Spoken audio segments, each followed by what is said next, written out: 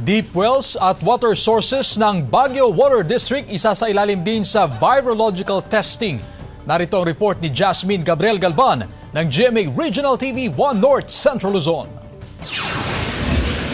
Negatibo sa E. coli ang mga deep well at water sources ng Baguio Water District na isinailalim sa water testing. Pero para makasigurado at tuluyang maalis ang agam-agam na kontaminado ang tubig mula sa BWD, isa sa ilalim na rin ang mga sample sa virological testing ng Research Institute for Tropical Medicine. Ito'y para makita kung positibo o negatibo sa virus ang tubig. Itong mga samples na ito ay pinadala rin sa RITM para sa parallel testing to make sure na free ito sa virus talaga. Para ipakita sa publikong malinis ang tubig mula sa Water District, uminom ng tubig mula sa kanilang mga tubo ang mga opisyal ng BWD. Para patunayan na potable ang tubig natin, iinumin namin buong Baguio ito. Lahat kami nakakaalam.